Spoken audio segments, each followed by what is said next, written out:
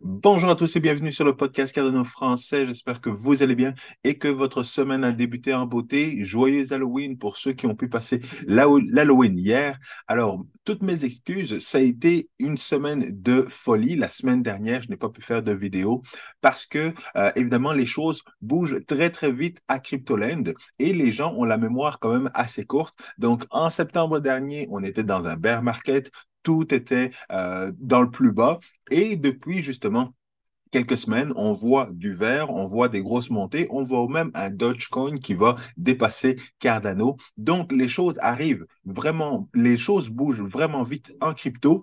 Et pour ce mois-ci, eh bien, j'ai beaucoup de conférences et de formations que je vais donner. Donc, il a fallu que je fasse quelques préparations, mais, si vous aimez l'épisode d'aujourd'hui, attendez au prochain épisode ou alors dans lequel je vais avoir une réflexion à savoir si je suis un Cardano maximaliste ou si j'aime tout simplement la technologie blockchain et que je suis en train de voir que Cardano est vraiment le projet le plus avancé dans cet écosystème. Donc, la prochaine vidéo va être la vidéo à ne pas manquer. Et la semaine suivante, dans le fond, je vais faire rapidement un récap de tout ce qui s'est passé dans Cardano et également les annonces qu'on va avoir ou qu'on espère avoir, dans le fond, lors du Cardano Summit qui aura lieu donc le 18 du 19 au 21 novembre.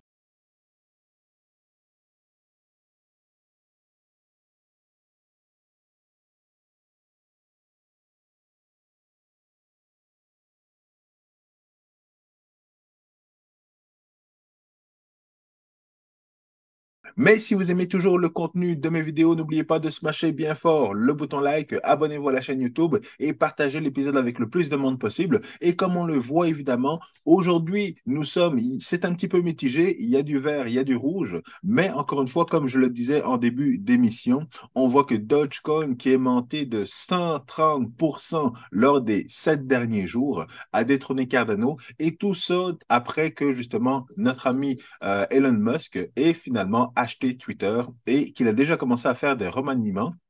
Malheureusement, ce n'est pas clair s'il va vraiment intégrer Dogecoin à la plateforme, ce qui m'étonnerait personnellement, mais on ne sait jamais ce qui peut se passer.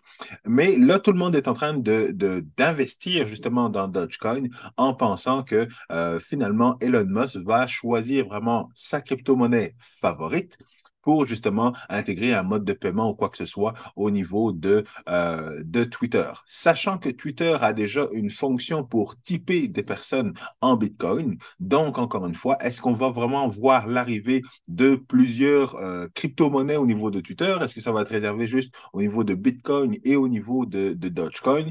À voir, mais ça pourrait être le catalyste qui ramène justement le bull run et qui fait ce changement au niveau de la narrative et au niveau du sentiment ou au niveau du marché.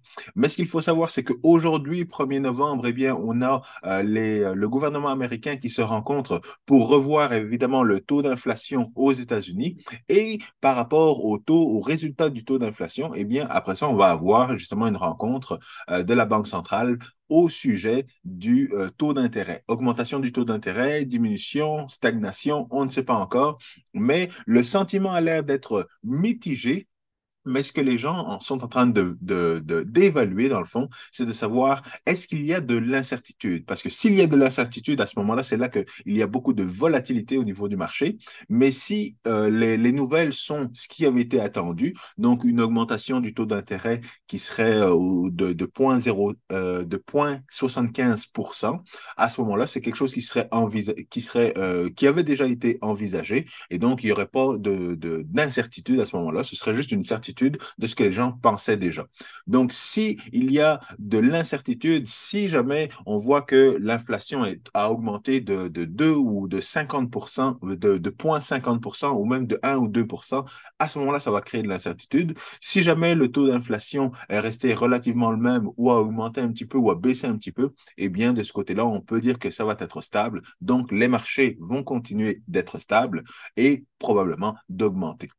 Donc, il y a encore beaucoup de choses, d'incertitudes, mais en tout cas, on voit que le marché a bien réagi à la nouvelle de Twitter et de Elon Musk. Encore une fois, ce qu'il faut voir au niveau de Bitcoin, c'est que c'est très stable, mais que Bitcoin, justement, dans les derniers quelques jours, a augmenté de 12%, ce qui n'est pas énorme en tant que tel, mais il y a eu comme un breakout ou alors un fake-out, un bear fake-out. Donc, il faut faire attention à ce niveau-là. Mais ce qu'on peut voir, et ce qui est le plus important, c'est que Cardano, avant de vous montrer Cardano avec le USD, c'est que le Cardano avec la paire Cardano BTC a augmenté de 20%, ben, du plus bas jusqu'au pic. 20%, ça veut dire qu'on est en train de se découpler de Bitcoin. Donc, quand Bitcoin augmente un petit peu, Cardano augmente un petit peu. Mais si Cardano arrive à augmenter beaucoup plus que Bitcoin, ça veut dire que justement, il y a de l'effervescence et que ça veut dire que ce sont des bonnes nouvelles pour Cardano et pour la crypto-monnaie EDA. Mais pour ça, évidemment, il faut analyser qu'est-ce qui s'est passé au niveau de l'écosystème pour comprendre pourquoi justement on augmente beaucoup plus que le Bitcoin.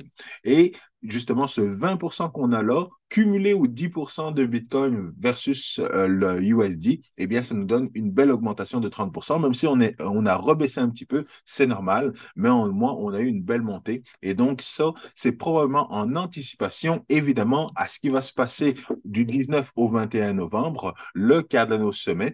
Et donc, à savoir les nouvelles qui vont arriver, de quoi on va parler, les nouveaux partenariats. Donc, tout ça, ça va créer de l'engouement, surtout après les deux conférences qu'on a eues, une à Las Vegas avec les NFT et l'autre avec Rare Bloom et l'écosystème de développeurs. Donc, ça, c'est la troisième conférence, c'est la conférence officielle de Cardano. J'espère pouvoir être présent. J'ai encore quelques éléments à évaluer avant de confirmer ma présence à l'événement, mais évidemment, je ferai de mon mieux pour être là et pour couvrir l'événement au complet parce que il va y avoir, ça va être un événement évidemment très, très chargé avec cette fin d'année, avec justement la finalisation d'une certaine manière des contrats intelligents sur Cardano et encore une fois, toute cette infrastructure-là qui doit encore se développer évidemment, et je vais en parler dans la vidéo parce qu'on en a parlé dans le récap de Cardano pour le mois d'octobre. Donc, tout cet écosystème d'infrastructures pour les développeurs est en train de se faire au niveau de Cardano et on a plusieurs projets qui sont en train de se lancer et il va y avoir évidemment plusieurs annonces qui vont se faire au Summit. Donc, c'est sûr et certain que si vous êtes en mesure d'être sur place à ce moment-là, je vous conseille fortement d'être sur place, mais au cas où, vous pouvez également assister à distance donc à l'événement. Donc, n'hésitez pas pour assister à distance, puis écouter les vidéos au fur et à mesure qu'elles sont live ou alors en rediffusion, bien entendu. Alors, de mon côté, je vous le disais, beaucoup d'événements pour ce mois-ci. Je donne une présentation, je fais une présentation dans le fond au Talent GTA. Alors, tout ça pour vous dire que malgré qu'on est dans un bear market, eh bien, le sentiment est vraiment à l'intérêt au niveau de la blockchain, au DeFi et toutes les crypto-monnaies.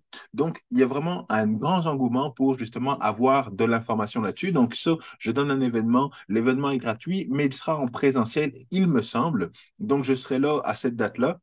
Je serai également en ligne parce que je vais donner encore une fois une formation et comme vous le voyez, c'est beaucoup en affiliation avec l'Université Laval qui est un très bon partenaire parce qu'encore une fois, je veux redonner justement à la prochaine génération parce que c'est elle qui va justement nous permettre d'adopter cette technologie-là, de développer des contrats intelligents, de développer des applications utilisant la blockchain et idéalement, s'ils sont en mesure de faire tout ça sur la blockchain Cardano, tant mieux. Sinon, dans le fond, du moment qu'ils aient des connaissances au niveau de la blockchain, des crypto-monnaies, du DeFi, NFT et ainsi de suite, eh bien, c'est ce que je veux justement redonner à la prochaine génération. Et donc, ça, c'est une formation que je vais donner en partenariat avec un de mes collègues qui sera en ligne. Et dans cette formation-là, eh bien, je vais donner une formation également de Marlowe. Marlowe, le langage de programmation pour développer des contrats intelligents sur la blockchain Cardano. Et c'était très intéressant parce qu'encore une fois, lors du dernier récap de la revue mensuelle de Cardano, eh bien, on a parlé de Marlowe avec l'introduction de Marlowe One. Donc, prochainement, probablement au Summit, encore une fois, ils vont nous annoncer que les contrats intelligents qu'on va développer au niveau de Marlowe vont pouvoir être intégrés à la blockchain Cardano et pouvoir justement être utilisés dans des applications. Donc ça, ce serait extraordinaire parce qu'encore une fois, ça permet à des personnes qui ne sont pas des développeurs de pouvoir créer des contrats intelligents et avoir leur logique, faire ça avec des blocs, comme des blocs Lego qu'on imbrique. Et une fois que c'est fait, une fois que ça fonctionne, eh bien, il y a directement une intégration qui se fait avec la blockchain Cardano.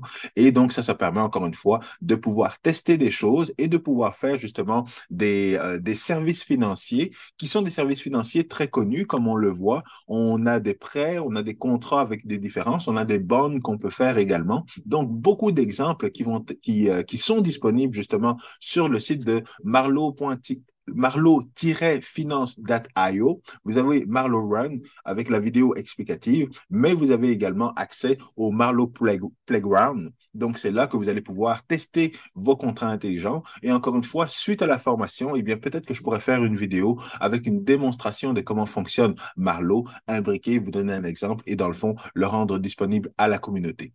Parce qu'encore une fois, la communauté, c'est très important. Et si je suis en mesure de vous donner l'information, ça vous permet de commencer à vous intéresser, à développer vos premiers contrats intelligents, juste pour jouer comme ça. Mais par la suite, justement, ça pourrait devenir quelque chose de plus gros et de plus intéressant également. Alors, lors du recap, on a aussi eu la visite de notre ami Oski. Alors, Oski, c'est un projet et ils l'ont dit également dans la revue mensuelle de Cardano qu'ils allaient faire beaucoup plus de vidéos sur la communauté NFT de Cardano parce qu'encore une fois, pour l'instant, c'est cette communauté qui, je dirais, met le projet Cardano de l'avant.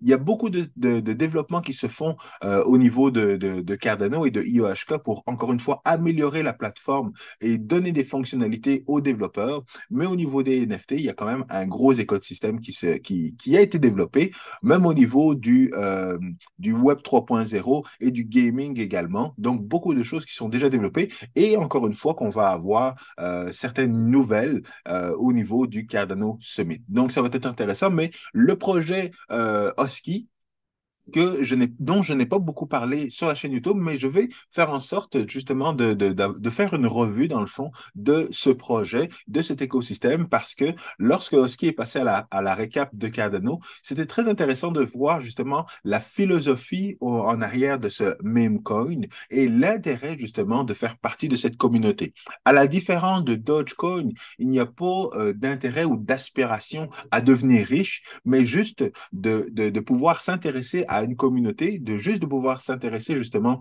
aux NFT d'une manière qui est amusante et d'une manière qui permet d'introduire dans le fond les différentes personnes à l'écosystème de Cardano. Et justement, c'est un besoin qui est très important parce qu'encore une fois, il fait la différence entre investir dans un meme coin ou investir dans un NFT pour le fun, pour accumuler, pour collectionner, à la différence justement d'investir dans un meme coin qui est vraiment une vraie crypto-monnaie et qui a soi-disant de l'utilité, même si on n'a pas encore vu vraiment cette utilité dans l'écosystème. Donc, je vais prendre le temps de bien analyser justement la communauté et le projet pour vous faire justement une vidéo là-dessus. Un autre point intéressant et très important, c'est comme je vous le disais, la communauté et les projets commencent à sortir avec justement la finalité ou la version 1 finalement de Google. Donc, de ces contrats intelligents qui sont arrivés sur Cardano il y a plus d'un an maintenant, mais que juste avec la dernière mise à jour de Vasile, eh bien, on a eu beaucoup d'améliorations au niveau des frais de transaction et la taille des transactions sur la blockchain Cardano. Donc, on a eu moins de frais de transaction et de moins grosses transactions au niveau des différents projets qui sont déjà live sur la blockchain Cardano. Et là, maintenant, nous avons différents projets qui vont être lancés sur la blockchain Cardano parce que maintenant, tout est fonctionnel pour eux pour pouvoir justement lancer leur projet. Donc, on a Charlie Free qui est justement l'oracle, le projet d'oracle sur la blockchain Cardano et qui justement veut compétitionner Chainlink, donc qui est évidemment cette blockchain-là qui est la plus connue et qui est justement en partenariat avec beaucoup d'autres blockchains. Donc, on a ce projet-là qui est très intéressant, sur lequel aussi je devrais en parler un petit peu plus. On a également, comme je le disais, beaucoup d'infrastructures et beaucoup de projets qui veulent justement développer pour que les développeurs soient facilement à l'aise de commencer à développer de nouvelles applications sur la blockchain Cardano. Donc, on a NMaker qui est justement un Web3 infrastructure et ils ont fait une première interaction, une première présentation, surtout en lien avec Lace. Donc, c'était intéressant de voir justement tout ce qui est en train de se bâtir parce que, encore une fois, on a cette nouvelle économie digitale qui va être beaucoup plus gros que juste les NFT sur la blockchain Cardano. Et comme vous le voyez à mon t-shirt, Bitcoin c'est le king, Ethereum nous a amené les contrats intelligents, mais Cardano est en train de bâtir le futur. Et pour bâtir le futur, eh bien, il faut avoir des outils de développeurs pour pouvoir justement facilement intégrer. Et justement, on a un autre projet qui a lancé, et on en a parlé un petit peu pas sur le forum, mais dans le groupe Telegram Cardano francophone, donc avec Demeter. Mais encore une fois, on a NMaker qui, eux, ont fait l'annonce et qui développent beaucoup d'outils. Donc, vous le voyez, malheureusement, ils ont un token. Fait que là, il faut que je cherche un petit peu plus pour comprendre l'intérêt d'avoir un token si on est juste une blockchain d'infrastructure. Mais un petit peu comme on peut voir les blockchains Layer 2, qui certaines ont leur token également dans l'écosystème d'Ethereum. Donc, peut-être qu'il y a un intérêt, mais personnellement, je ne vous dis pas d'investir dans le token, mais je vous donne l'information à savoir qu'il y a beaucoup d'infrastructures et beaucoup de développement qui est en train de se faire en dehors de IOHK pour faciliter justement l'adoption de la blockchain par les développeurs. Il y avait également ADA Handle. Ça, c'est quelque chose de super quand même. Et on a encore une fois la même version de projet sur la blockchain Ethereum. Et cette version sur Ethereum a eu un très bon rendement et est très intéressante. Donc, ADA Handle, qui encore une fois s'est associé à Lace, où il y a une intégration qui est en train de se faire pour pouvoir facilement, d'une certaine manière, recevoir et envoyer des fonds sur votre wallet. Donc, on sait que le wallet, c'est généralement le premier outil ou la première application que vous utilisez pour interagir avec la blockchain et pour comprendre, dans le fond, comment fonctionnent les crypto-monnaies. Donc, c'est important que l'interface et que l'application soit user-friendly. Et Ada Handle, ça vous permet, dans le fond, au lieu d'avoir votre adresse qui est incompréhensible, eh bien, elle vous permet justement de créer un NFT avec le handle ou avec le nom, par exemple, Quentin.cardano, et d'associer justement Quentin.cardano, de l'associer justement à l'adresse de votre wallet, qui est une ligne de caractère qui est difficile à comprendre. Donc, quand vous faites le lien avec ce NFT-là, Quentin.cardano, et votre adresse de wallet, ça permet aux gens de dire, ben, envoyez-moi des EDA envoyez-moi des EDA à Quentin.cardano, et puis, dans le fond, ça devient transparent de savoir de quelle wallet à quelle adresse de wallet ça s'en va. C'est beaucoup plus user-friendly que de dire, grand-maman, tu peux envoyer des EDA à l'adresse 0xe 1, 2, 3, 5, 6, trait d'union. Donc, pour l'adoption, c'est tout simplement plus facile d'utiliser un header handle pour pouvoir justement avoir une bonne communication avec les gens dans l'industrie et même les personnes à qui on veut vendre cette idée de blockchain, cette facilité d'utiliser les crypto-monnaies comme un moyen d'échange, etc.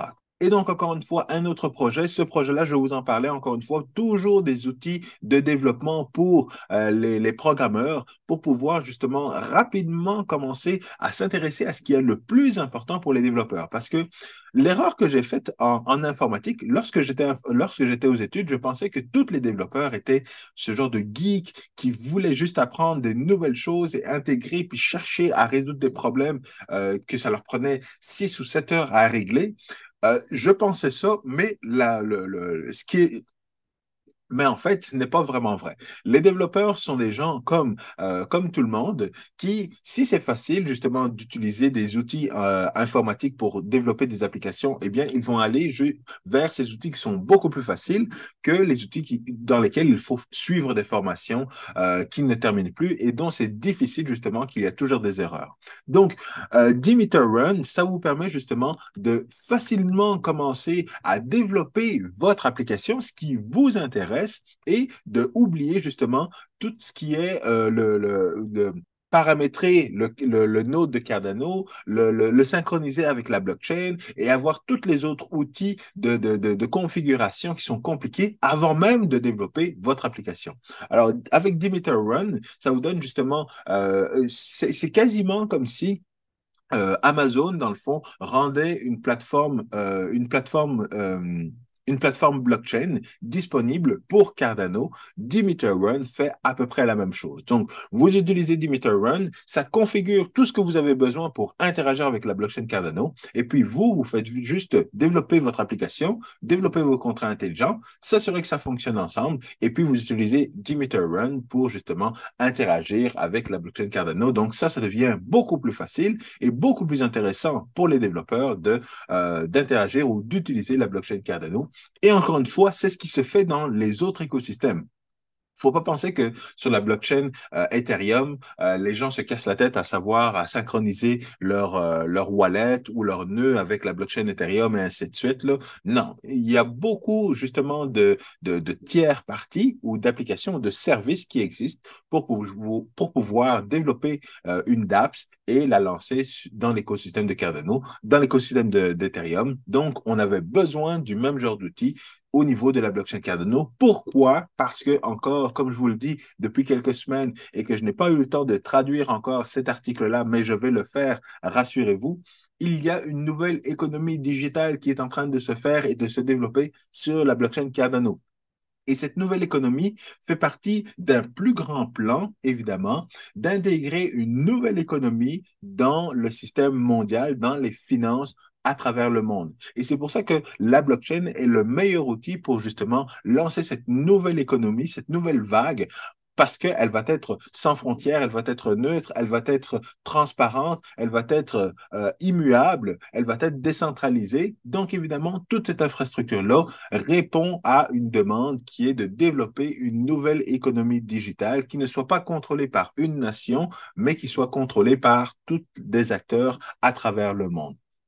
Donc, encore une fois, on espère qu'on va aller dans la bonne direction de ce côté-là. Et c'est pour ça que je fais de l'éducation à l'université. C'est pour ça que je donne des conférences. C'est pour ça que je fais des vidéos. Et c'est pour ça que je suis dans l'écosystème de Cardano. Parce que, comme on le dit dans l'article, les gens commencent à vouloir des services qui sont décentralisés. Ils veulent avoir une identité numérique qui soit décentralisée. Ils ne veulent pas que ce soit Facebook ou Google qui gèrent leur identité. Ils veulent être en mesure de faire leur choix eux-mêmes. Ils veulent également une monnaie qui va être décentralisée.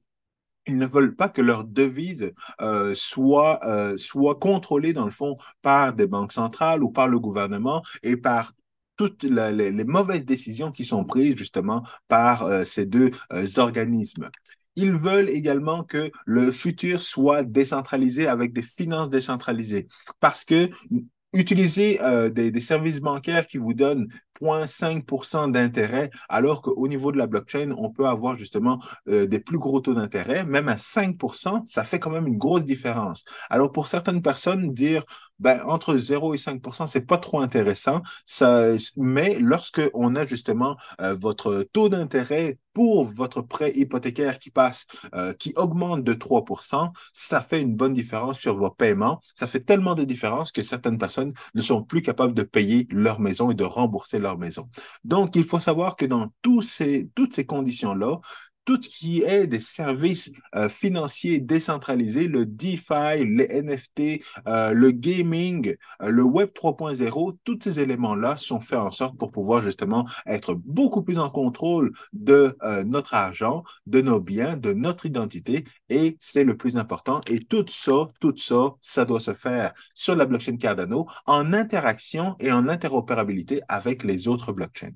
Donc ça peut me permettre de faire le saut vers ma prochaine vidéo dans laquelle je vais vraiment vous expliquer ma réflexion pour vous expliquer pourquoi je ne suis pas un Cardano maximaliste, mais pourquoi je pense que Cardano est vraiment cette troisième génération et répond aux à tous les critères qui vont faire en sorte que les différentes blockchains vont s'en aller dans la même direction que Cardano. Et on le voit déjà, on l'a vu dans les 5 dernières années.